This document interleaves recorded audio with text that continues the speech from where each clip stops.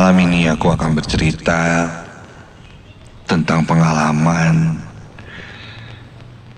yang bisa dibilang aneh, mistis, yang aku dan temanku alami.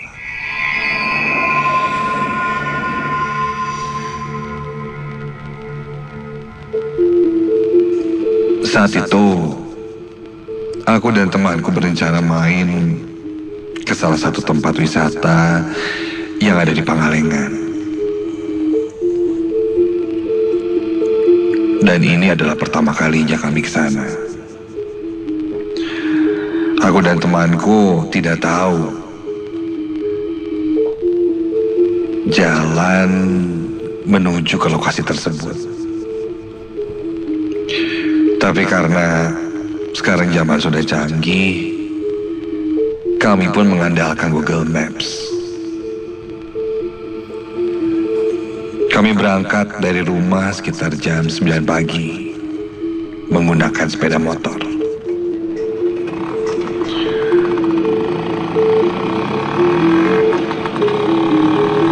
Aku yang saat itu membawa motor dan temanku dibonceng di belakang. Agar perjalanan tidak terlalu sepi, kami pun mengobrol selama perjalanan menuju ke tempat itu. Belum jauh, ketika kita sedang asik ngobrol, tiba-tiba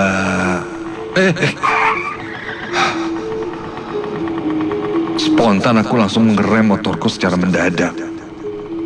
Karena ada hewan yang muncul secara tiba-tiba di depan motor.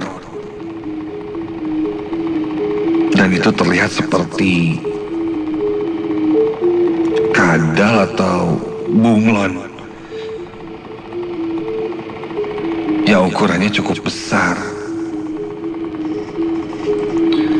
Idan, nama temanku yang kubonceng, langsung menepuk bahuku dan bertanya kenapa mengerem mendadak. Aku bilang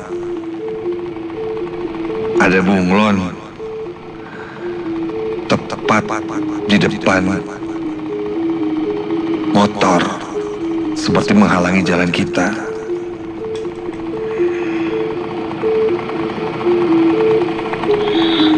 Namun tak lama binatang itu pun pergi dan kami melanjutkan perjalanan.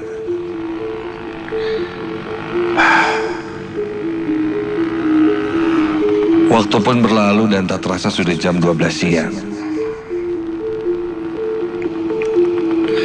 Sambil mengikuti arah dari Google Maps, 50 meter belok ke kiri dan Anda sudah sampai. kami sampai ke sebuah gang. Aku pun membelokkan motor masuk ke jalan gang itu. Dalam hati sedikit bertanya-tanya, masa ada tempat wisata masuk ke gang dulu? Tapi, ya, biasanya sih memang diarahkan ke jalur-jalur alternatif. Sudahlah. Aku pun terus ikuti jalur yang ditunjukkan oleh maps tersebut. Dan semakin lama, jalan itu semakin menyempit. Jika aku deskripsikan, mungkin gang ini hanya cukup untuk satu motor saja. Setelah melewati gang yang bisa dibilang seperti jalan setapak itu, akhirnya kami sampai ke jalan kecil yang sekelilingnya tuh kebun teh.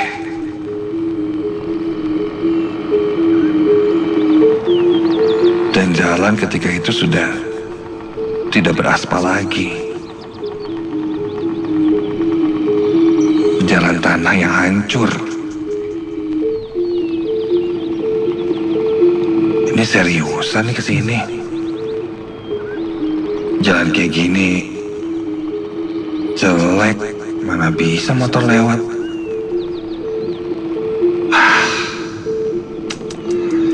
Kayaknya kita disasarin ya, Dan. Ini mapsnya kayaknya ngaco. Kita putar balik aja deh.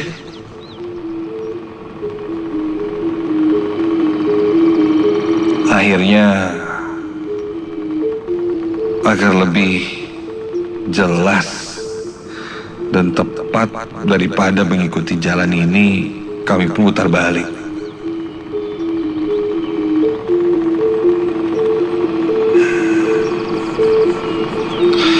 Dan berniat untuk memastikan perjalanan kami akan bertanya pada orang yang mungkin tahu tempat wisata yang kami tuju daripada mengikuti maps ini. Setelah itu kami putar balik, kita matikan mapsnya dan lanjut berjalan. Singkat cerita, kami pun bertemu seorang warga di jalan yang kami lewati itu. Seorang laki-laki, perawakannya juga tidak terlalu tua. Mungkin orang sekitar. Aku pun bertanya, di mana lokasi wisata tempat tujuanku itu.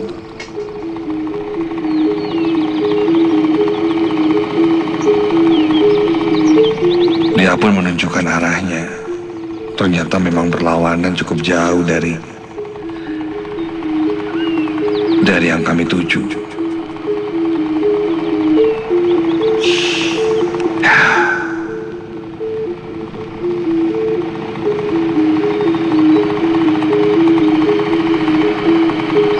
Perjalanan kami teruskan hingga akhirnya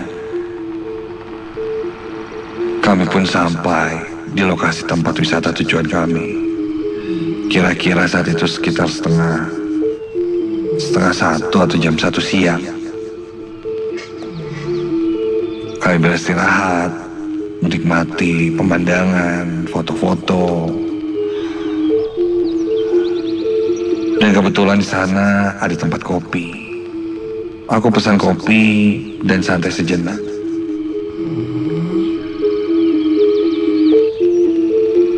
Sambil ngopi, santai, kami pun melihat hasil-hasil foto yang tadi baru saja kami ambil.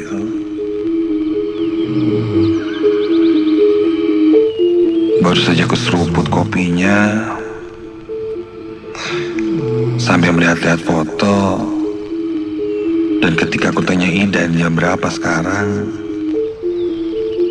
Idan jawab, sekarang sudah jam 4 lebih 44 menit. Ntar dulu. Jam 4, hampir jam 5 sore. Padahal aku sangat ingat, aku sampai di sana sekitar jam 1 siang. Dan kira-kira tadi bersantai, foto-foto dan pesan kopi itu belum sampai 1 jam. Paling cuma 10-15 menit. Tapi ini sekarang sudah jam 4 lebih, hampir jam 5 sore. Aneh. Ketika kulihat handphone, iya, benar. Saat itu sudah jam 4.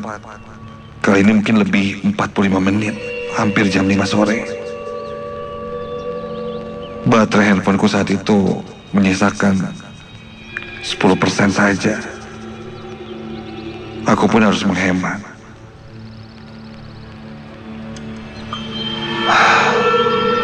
Belum terjawab apa yang terjadi saat itu. Ayah temanku menelpon. dan menyuruhnya pulang karena sudah mau malam.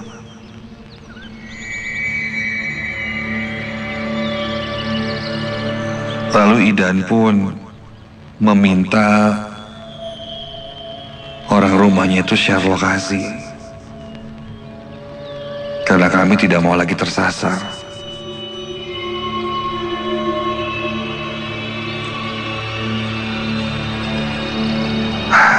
Akhirnya salah satu dari orang yang ada di rumahnya Idan pun memberikan share lokasi. Dan itu jadi patokan kami untuk ke jalan pulang.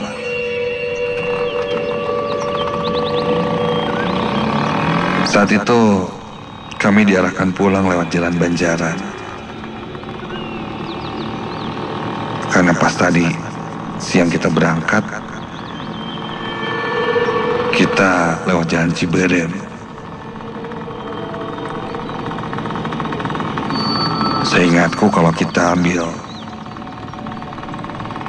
arah ke Banjaran, otomatis kita akan melewati jalan Gunung Tilu.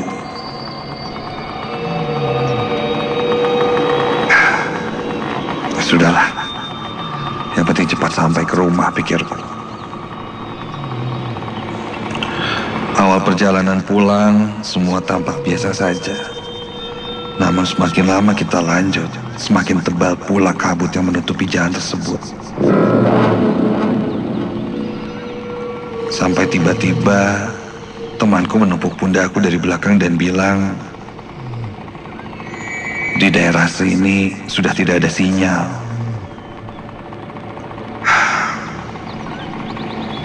Begitu katanya, cukup panik.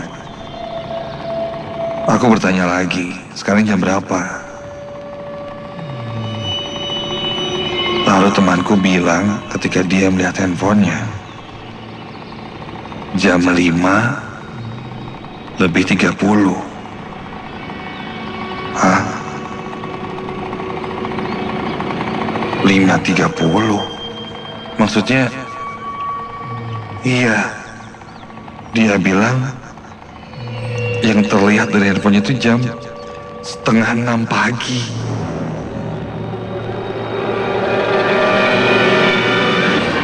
No 5:30, bukan 17:30.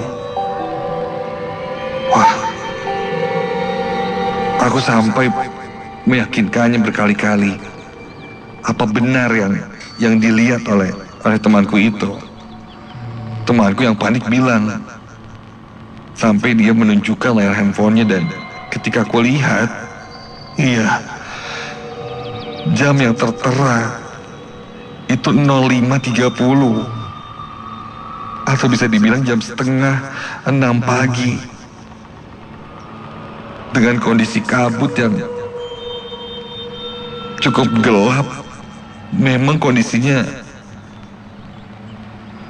tidak jauh seperti jam 5:30 sore. Dari sini aku mulai sadar kalau ini ada hal yang tidak beres. Aneh. Sinyal tidak ada. Dan sebentar lagi, kalau memang ini jam 5:30 sore, harusnya sebentar lagi akan menuju maghrib. Kulihat kiri kanan, perjalanan ini lebih mengarah ke hutan. Kami seperti melewati tengah-tengah hutan. Temanku sudah mulai panik. Aku coba untuk menenangkannya, karena aku pun tidak ingin ikutan panik dalam kondisi yang menyetir. Aku meminta temanku membacakan doa dan ayat-ayat suci atau surat-surat. Karena aku bilang, ini sudah tidak wajar. Ada yang janggal.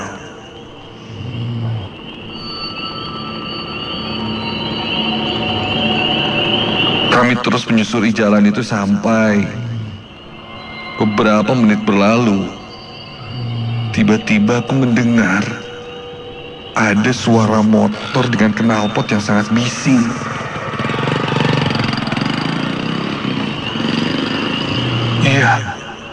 ada suara motor lain yang terdengar.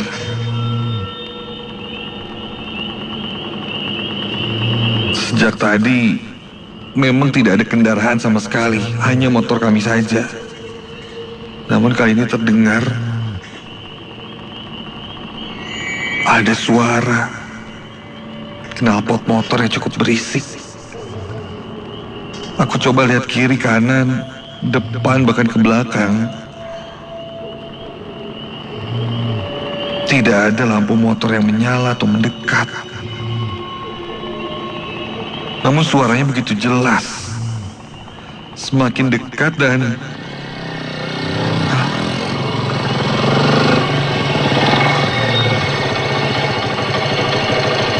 suaranya terdengar tepat berada di sebelah kanan kami. Tapi tidak ada apa-apa di sebelah kanan. Hanya kabut tebal di pinggir jalan. Bahkan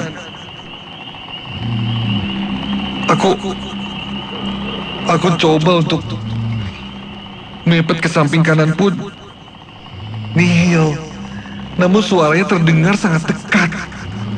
Suara knalpot motor itu hingga makin lama suaranya semakin hilang, menjauh.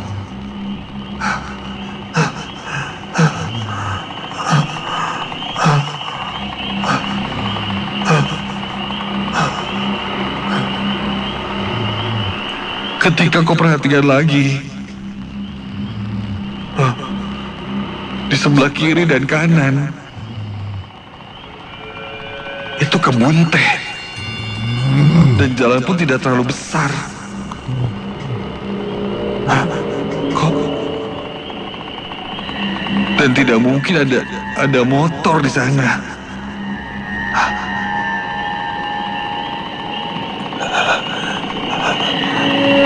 Aku terus melaju sampai nampak dari kejauhan aku melihat seseorang. Iya, ada seseorang yang sedang berjalan sendirian.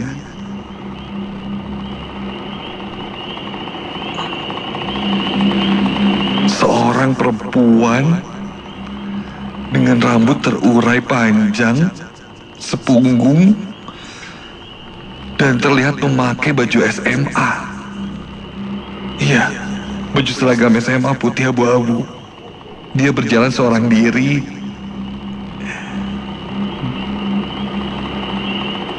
di sekitaran kebun teh.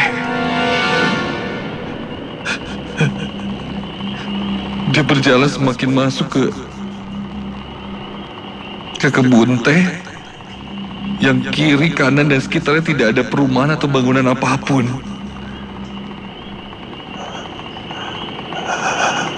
Baca doa, baca doa, baca doa. Jangan dilihat, baca doa, jangan dilihat. Aku terus melajukan motorku.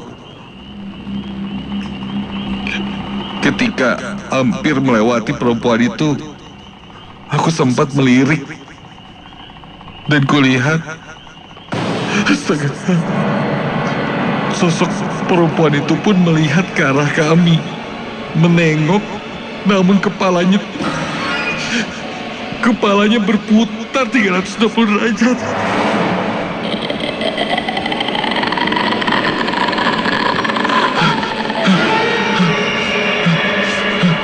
Aku langsung tancap gas, dan ketika kulihat lagi ke arah spion,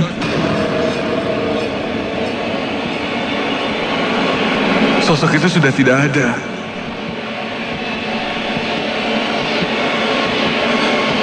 Temanku seolah terus melihat ke arahnya.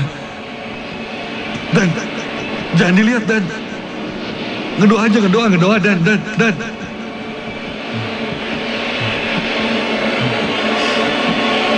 Setelah melewati kebun teh itu, kami masuk ke jalan yang kiri kanannya sudah pohon-pohon rindang seperti hutan. Tanpa banyak bicara, kami terus menyusuri jalanan itu sampai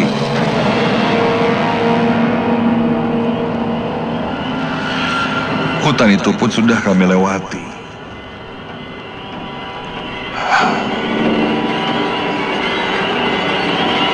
Kondisi ketika itu gelap dan mendung. Untuk memastikan, aku pun bertanya pada temanku, jam berapa sekarang? Temanku lalu menjawab, jam 2:30 sore.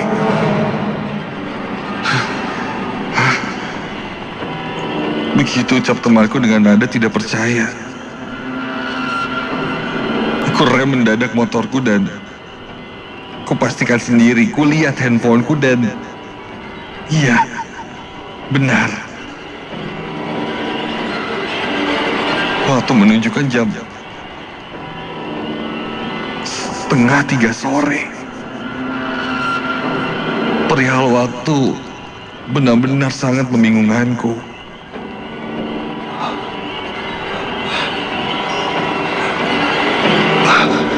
Dan tiba-tiba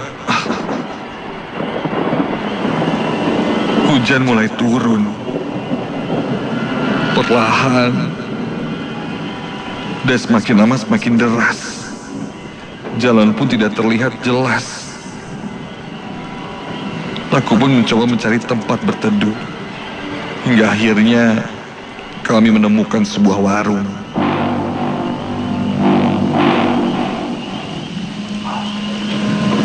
Di warung itu kami disambut pemilik warung, seorang ibu-ibu yang wajahnya sangat terlihat ramah. Dia bertanya dari mana, kenapa hujan-hujanan. Aku pun menjawab, kami dari Majalaya, habis main dari Pangalengan. Aku pun lalu menceritakan apa yang kualami. Perbedaan waktu yang janggal. Dan apa yang kulihat tadi. Si ibu pun tersenyum mendengar ceritaku. Sambil memberikanku secangkir kopi panas. Dia bilang, minggu lalu juga ada yang mengalami hal yang sama. Sama, berdua, berboncengan naik motor. Orang itu dari Jatinangor. Kejadiannya persis seperti yang kualami di tengah hutan itu. Kebun teh. Dan itu sebenarnya sudah tidak aneh untuk warga sekitar. Lalu aku pun bertanya,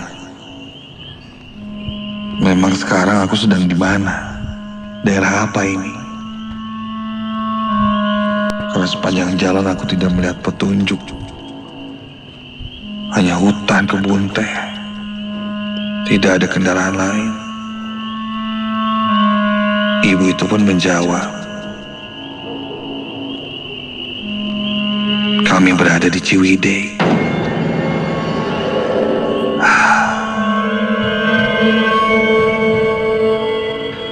Entah apa yang kualami dengan temanku itu. Apakah ini sebuah misteri atau sesuatu yang menyeramkan, atau hanya fenomena gaib? Entahlah.